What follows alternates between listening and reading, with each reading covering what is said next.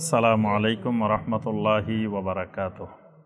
আলহামদুলিল্লাহি ওয়াহদা ওয়াসসালাতু ওয়াসসালামু আলা মান লা নাবিয়্যা বা'দা ওয়া আলা আলিহি ওয়া সাহবিহি ওয়া মাওয়ালা। সম্মানিত দর্শক শ্রোতা, দিনদার মুসলিম ভাই এবং বোনেরা, আল্লাহ রাব্বুল আলামিনের দরবারে কোটি কোটি শুকরিয়া যে মহান রাব্বুল আলামিন আমাদেরকে সলাতুল মাগরিব বা জামাত আদায় করার পরে আল্লাহ রাব্বুল আলামিনের ঘরে বসে আল্লাহ সুবহানাহু ওয়া তাআলার নাজিলকৃত কালামে হাকিম থেকে কয়েকটি আয়াতে কারিমার সংক্ষিপ্তভাবে তাফসীর করার এবং শোনার তৌফিক দিয়েছেন। সে মহান রব্বুল আলামিনের শুকর আদায় করি, সকলে বলি আলহামদুলিল্লাহ। সম্মানিত ভাই এবং বোনেরা, আমাদের বর্তমানে ধারাবাহিক কোরআনে কারিমের তাফসিরে যে সূরা থেকে আমাদের তাফসির চলছে, সূরাটির নাম হলো সূরা আল মাঈদা। ইতিপূর্বে সূরা আল মাঈদার 50 নম্বর আয়াতে কারিমা পর্যন্ত আমাদের তাফসির হয়েছে। আজকে আমাদের দ্বিতীয় দফার ধারাবাহিক তাফসিরে সূরা আল মাঈদার ৪র্থ পর্বে 51 নম্বর আয়াতে কারিমা থেকে আমাদের তাফসির হবে ইনশাআল্লাহ। সূরা আল মাঈদা, এই সূরাটি মাদানী সূরা। কোরআনে কারিমের প্রথম থেকে বড় বড় যে সূরাগুলো, এই সূরাগুলো সবগুলাই মাদানী সূরা। সূরা আল ফাতিহা, এটা মাক্কি সূরা নাকি মাদানী সূরা? জি, সূরা আল ফাতিহা এটা মাক্কি না মাদানী? এটাও জানেন না? এটা মাক্কি সূরা। আচ্ছা, এরপরে যেটা সূরা আল বাকারা, এটা মাদানী সূরা। এরপরে সূরা আলে ইমরান, এটা মাদানী সূরা। এরপরে সূরা আন নিসা, এটাও মাদানী সূরা। এরপরে সূরা আল মাঈদা, এটাও মাদানী সূরা। এরপরে সূরা আল আনআম, এটা মাক্কি না মাদানী? এটা মাক্কি সূরা। এখানে আল মাঈদা পর্যন্ত এগুলা মাদানী সূরা। এরপরে আল আনআম যেটা, এটা মাক্কি সূরা। তো সূরা আল মাঈদা এটি কোরআনে কারিমের বড় বড় সূরাগুলোর মধ্য থেকে অন্যতম একটি সূরা, এবং এই সূরার প্রথম তাফসিরে আমরা বলছি যে এটি একটি ফিকহি মাসালা মাসাইল সংক্রান্ত সূরা। অর্থাৎ এই সূরার আয়াতে কারিমাগুলো বেশিরভাগ আয়াত শরীয়তের বিভিন্ন হুকুম, আহকাম, শরঈ বিধিবিধানের সাথে জড়িত। ইতিপূর্বে 50টি আয়াতে কারিমায় আমরা এ সংক্রান্ত অনেকগুলো শরঈ বিধিবিধান আমরা দেখেছি। 51 নম্বর আয়াতে কারিমা, যেটি আজকে আমরা যেখান থেকে শুরু করব তাফসির, এই আয়াতে কারিমাটাও শরঈ একটি গুরুত্বপূর্ণ বিধিবিধানের আয়াত। এখানে আল্লাহ রাব্বুল আলামিন যেই বিধিবিধানটি বর্ণনা করেছেন সেটি হল আল ওয়ালা ওয়াল বারাত, হুকুম আহকাম, হুকমুল ওয়ালা ওয়াল বারা। ওয়ালা এবং বারা, এই দুটি জিনিস ইসলামী শরীয়তের আকীদার, দ্বীনের গুরুত্বপূর্ণ একটি বিষয়। আল ওয়ালা ওয়াল বারা, নবী সাল্লাল্লাহু আলাইহি ওয়াসাল্লাম এটাকে আওসাকু উরাল ঈমান বলছেন, মানে ঈমানের সবচাইতে গভীরতম শাখা, সবচাইতে মজবুত শাখা, সবচাইতে মজবুত বন্ধন। আল মুআলাতু ফিল্লাহ ওয়াল মুআদাতু ফিল্লাহ। কিন্তু দেখা যায় বেশিরভাগ ঈমানদার ওয়ালা এবং বারার হুকুম আহকাম জানে না।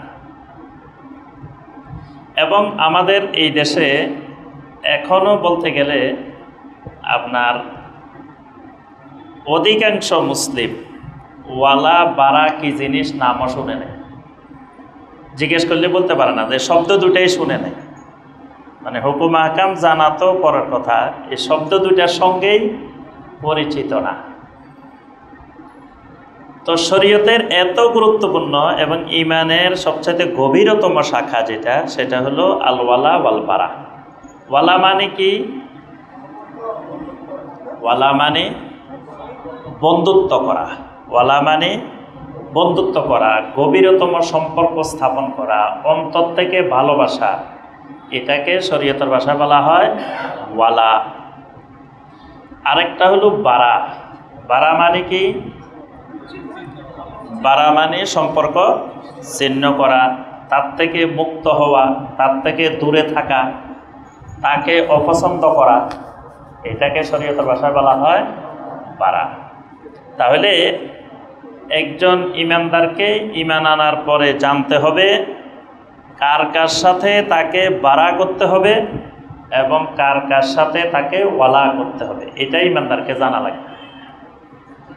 এটা জানা না থাকলে তো ইমানদার যার সাথে বারা করা দরকার তার সাথে ওয়ালা করে বসে থাকবে, আবার যার সাথে ওয়ালা করা দরকার তার সাথে বারা করে বসে থাকবে। তো এই উল্টাপাল্টা করলে অসুবিধাটা কোথায় হবে? জটিল অসুবিধা। অসুবিধাটা হলো যার সাথে বারা করা ফরজ তার সাথে যদি আমি ওয়ালা করে ফেলি, তাহলে কিয়ামতের ময়দানে আমি ওই ব্যক্তির সাথে অন্তর্ভুক্ত হয়ে যাব। এই বিষয়টা আল্লাহ রাব্বুল আলামিন কোরআনে কারিমে অসংখ্য আয়াতে কারিমায় বর্ণনা করেছেন। তার মধ্যে অন্যতম একটি আয়াত এই সূরা আল মায়েদার 51 নম্বর আয়াতে কারিমা। আল্লাহ রাব্বুল আলামিন এখানে ঈমানদারদেরকে লক্ষ্য করে বলছেন, ইয়া আইয়ুহাল্লাযীনা আমানু, হে ঈমানদারগণ, হে মুমিনগণ, লা তাত্তাখিযুল ইয়াহুদা ওয়ান নাসারা আউলিয়া।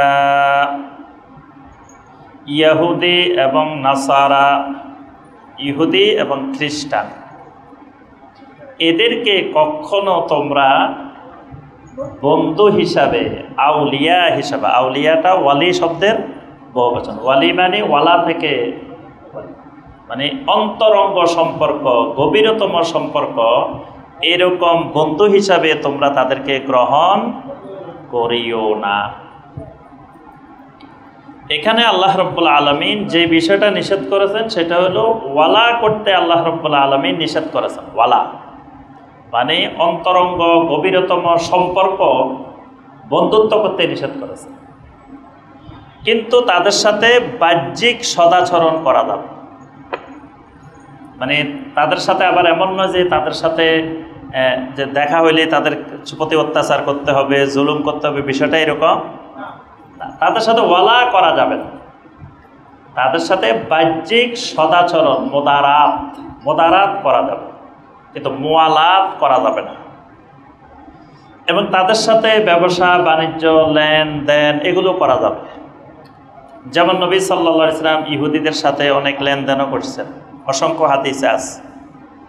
অর্থাৎ তাদের সাথে ব্যবসা বাণিজ্যও করা যাবে, লেনদেনও করা যাবে, বাহ্যিক সম্পর্কও রাখা যাবে, এবং কোনো ব্যাপারে বিচার আচার করতে গেলে তাদের প্রতি ইনসাফ কায়েম করতে হবে, কিন্তু তাদের সাথে ওয়ালা করা যাবে না। তো ওয়ালা করার ধরনটা কীরকম? ওয়ালা করার ধরন হলো তারা বিভিন্ন ধরনের কুফরি এবং শিরকের সাথে জড়িত। ইহুদি নাসারা মানে তারা অনেকগুলো কুফরির সাথে জড়িত এবং অনেকগুলো শিরকের সাথে জড়িত। তাদের কৃষ্টি কালচারটা, তাদের সংস্কৃতিটা গড়ে উঠেছে কুফরির উপরে ভিত্তি করে, তাদের সংস্কৃতি গড়ে উঠেছে শিরকের উপরে ভিত্তি করে। আর একজন ইমানদারের কৃষ্টি কালচার সংস্কৃতি গড়ে উঠে আল্লাহ রাব্বুল আলামিনের তাওহীদের উপরে ভিত্তি করে। তাহলে দুইটার মধ্যে অনেক তফাৎ আছে। ইমানদারের সব কিছু গড়ে উঠে ফাউন্ডেশন হলো তাওহীদ, আর ইহুদি খ্রিস্টানের সব কিছু গড়ে উঠবে কিসের উপরে? কুফরির উপরে, শিরকের উপরে।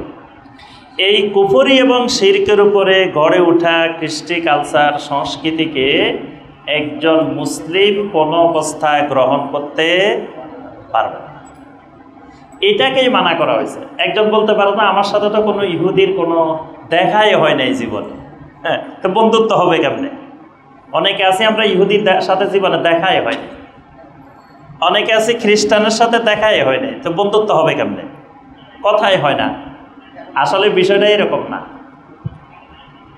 এখানে আল্লাহ রাব্বুল আলামিন যে বিষয়টা বলছেন, ইহুদির সাথে আমার জীবনে দেখা না হোক, খ্রিস্টানের সাথে দেখা না হোক, কিন্তু ইহুদি খ্রিস্টানের যেই সংস্কৃতি, এই সংস্কৃতি যদি আমি অনুসরণ করি, আমি যদি এই সংস্কৃতির উপরে গড়ে উঠি, আমার ব্যক্তির মধ্যে, পরিবারের মধ্যে, সমাজের মধ্যে, রাষ্ট্রের মধ্যে যদি ওই ইহুদি খ্রিস্টানের সংস্কৃতি গড়ে ওঠে, তার অর্থ হলো তাদের সাথে আমার ওয়ালা হয়ে গেছে, তাদের সাথে আমার ওয়ালা হয়ে গেছে, বন্ধুত্ব হয়ে গেছে। এই জন্য তাদের সংস্কৃতি আমার কাছে ভালো লাগে।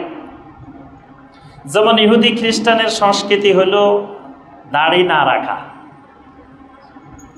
আর ইসলামের সংস্কৃতি কালচার হলো কি দাড়ি রাখা। এখন আমার কাছে না রাখাটা ভালো লাগে, তার অর্থ হলো ইহুদি খ্রিস্টানের সাথে আমার কি হয়ে গেছে, ওয়ালা হয়ে গেছে। ইসলামের সংস্কৃতি হলো আমার পায়জামা প্যান্ট টাকনুর উপরে থাকবে, আর ইহুদি খ্রিস্টানের সংস্কৃতি হলো কি নিচে থাকবে। এখন আমার কাছে যেটা ভালো লাগে, যদি আমার কাছে ওইটা ভালো লাগে, তার অর্থ ইহুদি খ্রিস্টানের সাথে আমার কি হয়ে গেছে, ওয়ালা হয়ে গেছে।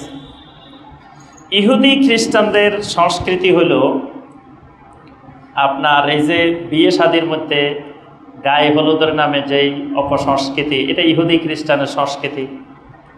তারপরে আপনার এই যে গান বাজনা, এরপরে জন্মদিন পালন করা, মৃত্যু দিবস পালন করা, এরকম অসংখ্য অনুষ্ঠান আছে যেগুলো ইহুদিদের খ্রিস্টানদের সংস্কৃতি। আর ওই সংস্কৃতি যে মুসলিম পালন করবে, তার সাথে ওই ইহুদির ওই খ্রিস্টানের কি হয়ে গেছে, ওয়ালা হয়ে গেছে। এটাকে আল্লাহ রাব্বুল আলামিন এই আয়াতে কারিমা দ্বারা হারাম করে দিয়েছেন।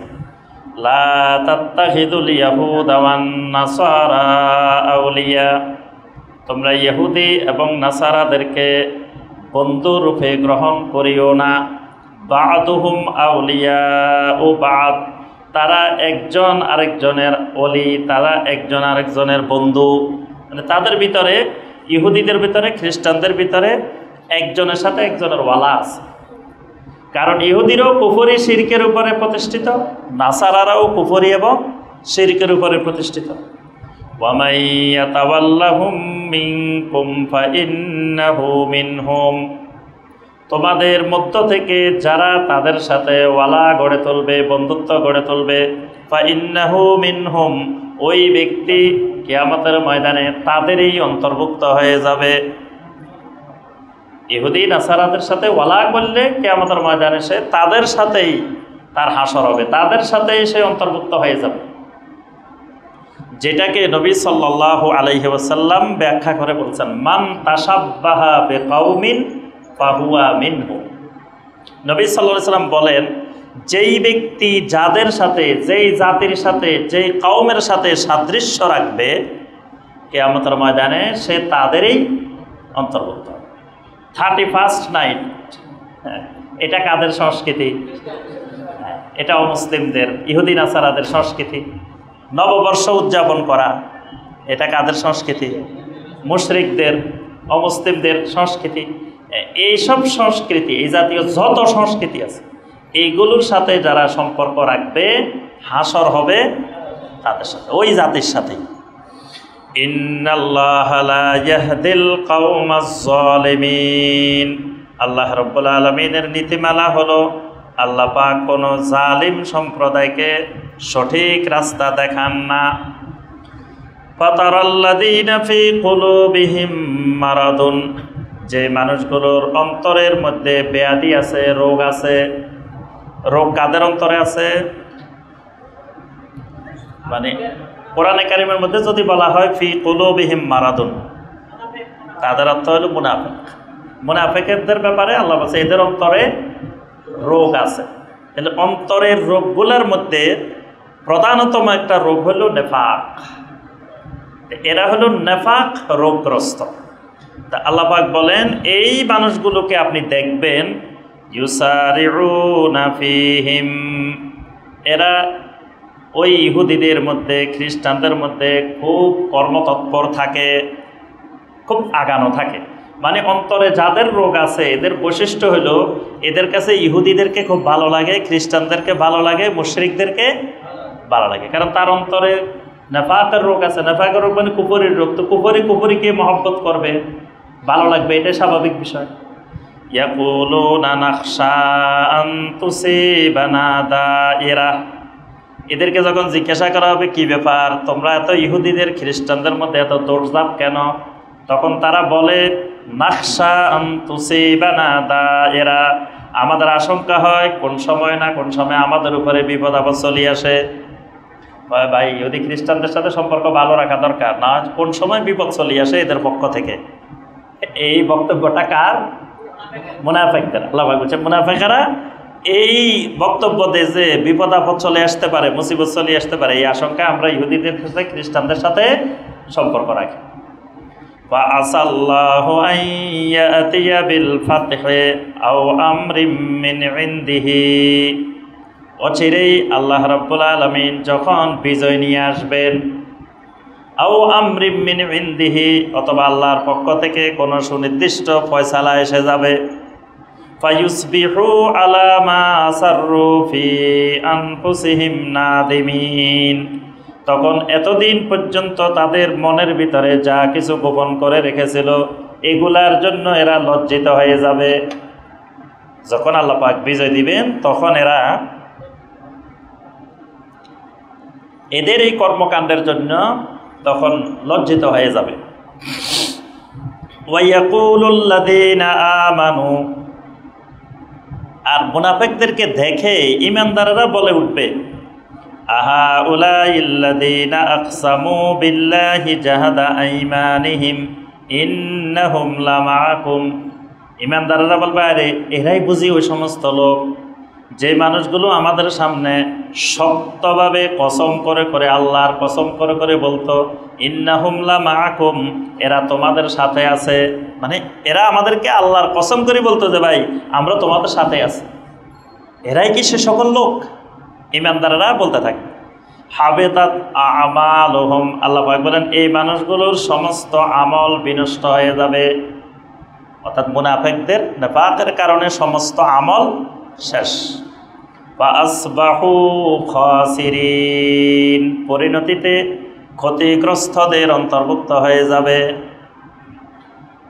ক্ষতিগ্রস্ত হবে না শুধুমাত্র যারা ইল্লাল্লাযীনা আমানু ওয়া আমিলুস সালিহাত ওয়া তাওয়াসাউ বিল হক ওয়া তাওয়াসাউ বিস সাবর, এর বাহিরে সব ইন্নাল ইনসানা লাফি খুসর।